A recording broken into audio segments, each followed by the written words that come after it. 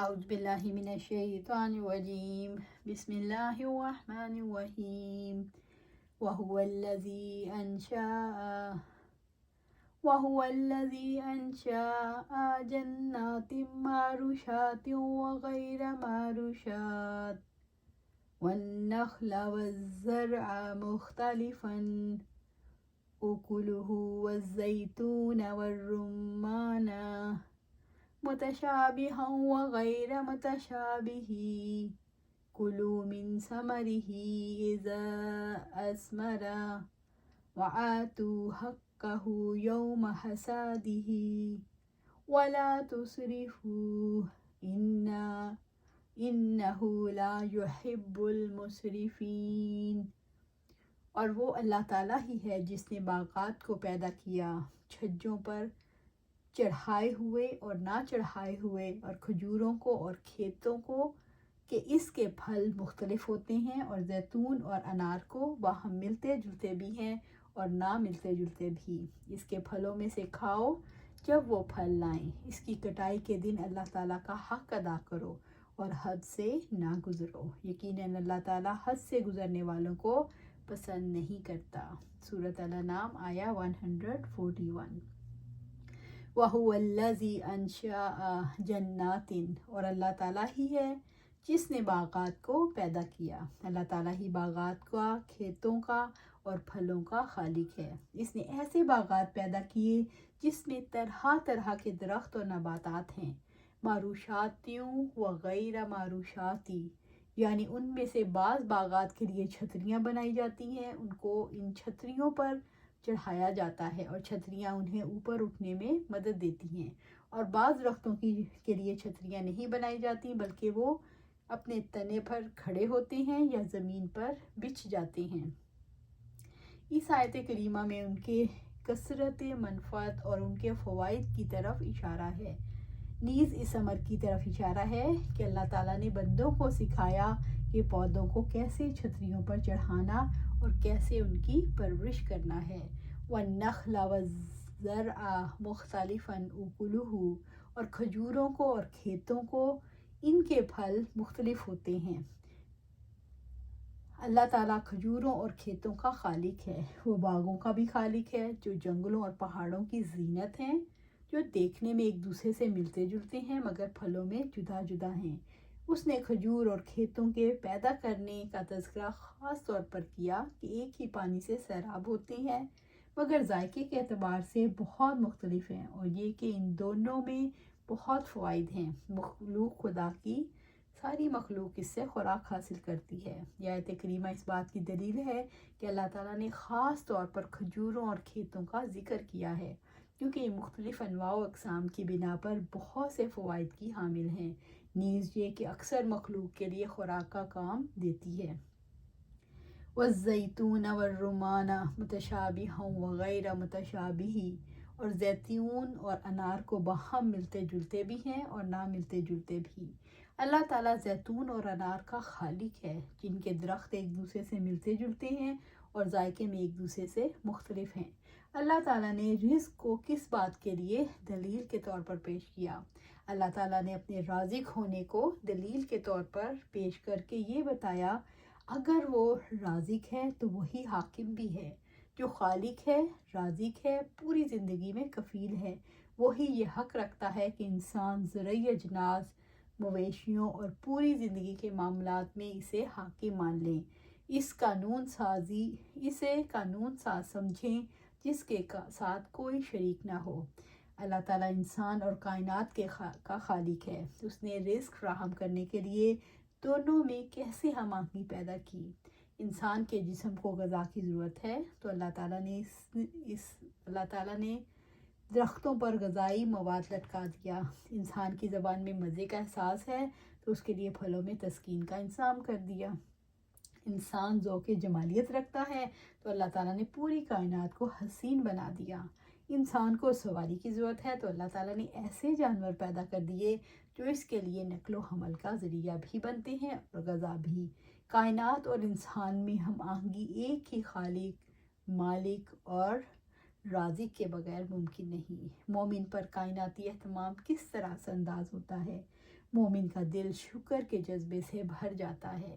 مومن کے لیے یہ اہتمام تقویٰ کی غذا بن جاتا ہے، یعنی ان میں سے بعض باغات کے لیے چھتریاں بنائی جاتی ہیں اور ان چھتریوں پر چڑھایا جاتا ہے، اور چھتریاں انہیں اوپر اٹھنے میں مدد دیتی ہیں، اور بعض درختوں کے لیے چھتریاں نہیں بنائی جاتی لیکن وہ اپنے تنے پر کھڑے ہوتے ہیں یا زمین پر پٹ جاتی ہیں۔ مومن اللہ تعالیٰ کی عنایات کے ساتھ ذمہ داریاں ادا کرنے کی سوچنے لگتا ہے۔ انسان کے اندر مالک کا حق پہچاننے کی صلاحیت کیسے پیدا ہوتی ہے؟ انسان جب دنیا میں اس احساس کے ساتھ زندہ رہتا ہے کہ ایک دن اسے اللہ تعالیٰ کے سامنے حساب کے لیے کھڑا ہونا ہے، تو لازمی طور پر اسے جو ملے گا وہ اسے اپنے مالک کا حق سمجھے گا اور حق ادا کرنے کے لیے بیتاب ہوگا۔ کُلُوا مِن ثَمَرِهِ إِذَا أَثْمَرَ وَآتُوا حَقَّهُ يَوْمَ حَصَادِهِ، اس کے پھلوں میں سے کھاؤ جب وہ پھل لائیں، اس کی کٹائی کے دن اللہ تعالیٰ کا حق ادا کرو۔ اللہ تعالیٰ نے باغات کو اپنے بندوں کے فوائد کے لیے پیدا کیا، اس لیے اس نے فرمایا کُلُوا مِن ثَمَرِهِ إِذَا أَثْمَرَ، جب وہ پھل لائیں تو کھجور اور کھیتوں کا پھل کھاؤ۔ وَآتُوا حَقَّهُ يَوْمَ حَصَادِهِ، جس دن کھیتی کاٹو اس دن اس کا حق یعنی عشر ادا کرو۔ اللہ تعالیٰ نے اپنی شریعت میں اس کا نصاب مقرر کر دیا ہے۔ اس آیت کریمہ میں ان کے کثرت منفعت اور ان کے فوائد کی طرف اشارہ ہے، نیز اس سے مراد اس امر کی طرف اشارہ ہے کہ اللہ تعالیٰ نے بندوں کو سکھایا کہ پودوں کو کیسے چھتریوں پر چڑھانا اور کیسے ان کی پرورش کرنا ہے۔ شروع میں یہ حق غیر واجب تھا،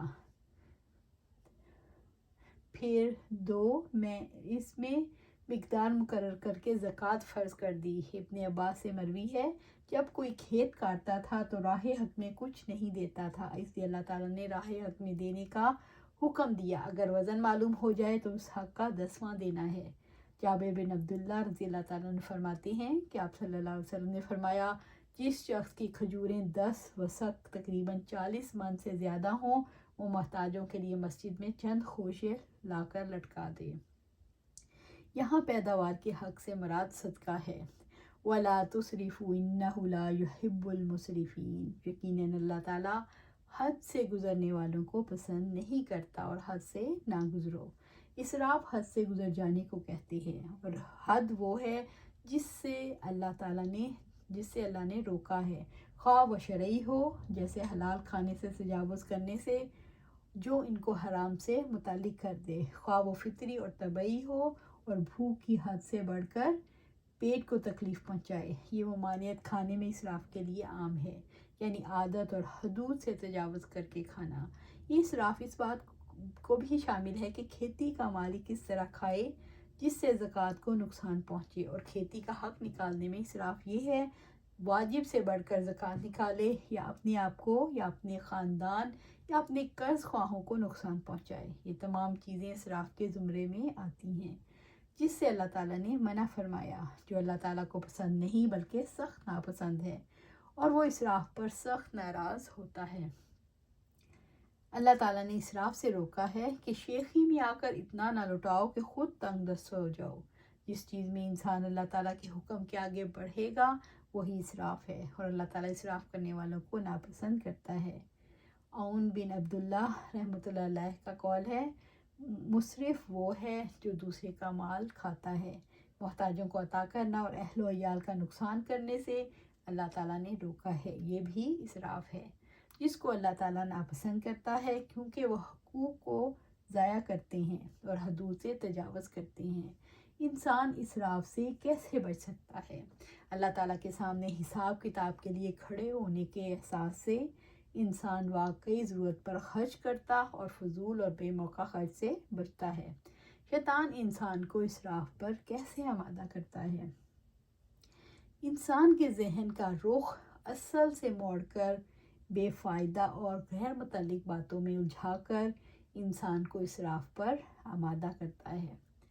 وَمِنَ الْأَنْعَامِ حَمُولَةٌ وَفَرْشًا كُلُوا مِمَّا رَزَقَكُمُ اللَّهُ وَلَا تَتَّبِعُوا خُطُوَّاتِ الشَّيْطَانِ إِنَّهُ لَكُمْ عَدُوٌّ مُّبِينٌ۔ اور مویشیوں میں سے کچھ بوجھ اٹھانے والے ہیں اور کچھ زمین سے لگے ہوئے ہیں، کھاؤ اس میں سے جو اللہ تعالیٰ نے تمہیں رزق دیا، اور شیطان کے قدموں کے پیچھے نہ چلو، یقیناً وہ تمہارا کھلا دشمن ہے۔ سورۃ الانعام آیا 142۔ اللہ تعالیٰ نے اپنی انعامات کا ذکر فرمایا۔ اس نے تمہارے لیے سواری اور بار برداری کے جانور پیدا کیے ہیں، اونٹ، گدھا، گھوڑا، خچر اور کچھ زمین سے لگے ہوئے پس قد پیدا کیے جیسے بکری اور بھیڑ وغیرہ۔ فرش کے معنی بچھونے کے ہیں، چونکہ اس کا قد پست ہوتا ہے، زمین سے ملا رہتا ہے، اس لیے انہیں فرش کہا گیا۔ کلوا مما رزقکم اللہ، کھاؤ اس میں سے جو اللہ تعالیٰ نے تمہیں رزق دیا۔ اللہ تعالیٰ نے تمہارے لیے پھل، کھیتیاں اور جانور حلال کیے ہیں تو انہیں کھاؤ۔ ان مویشی جانوروں کو کھاؤ اور ان سے ہر طرح کا نفع اٹھاؤ جو شرعاً مباح ہے۔ اللہ تعالیٰ نے اپنے دیے ہوئے رزق کو استعمال کرنے کا حکم دیا۔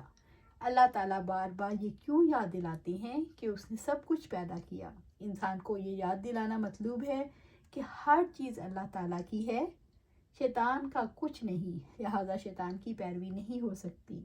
وَلَا تَتَّبِعُوا خُطُوَاتِ الشَّيْطَانِ، خطوات شیطان سے مراد شیطان کے ڈالے ہوئے وسوسے ہیں جن کے ذریعے وہ انسان کے دل کے اندر قدم رکھ دیتا ہے اور دھیرے دھیرے اس کے فیصلوں کا کنٹرول سنبھال لیتا ہے۔ خطوات شیطان سے مراد حلال اور حرام کے معاملے میں اس کا گمراہ کرنا اور اس کا اغوا کرنا ہے۔ اللہ تعالیٰ نے شیطان کے طریقوں اور اس کے اعمال کی پیروی سے روکا ہے، جو حلال کو حرام اور حرام کو حلال ٹھہراتا ہے۔ شیطان کی پیروی کرنے سے کیا مراد ہے؟ اللہ تعالیٰ کا حق نہ ادا کرنا، صحیح رخ سے نہ سوچنا، اسراف کرنا، بے حیائی کے کام کرنا۔ انہ لکم عدو مبین، یقیناً وہ تمہارا کھلا دشمن ہے۔ شیطان تمہارا کھلا دشمن ہے، جو دشمنی کو پہچان لے وہ دور سے ہی اس سے بچتا ہے۔ وہ تو تمہیں ایسے کاموں کو کرنے کا کہتا ہے جس میں تمہاری بدنصیبی ہے۔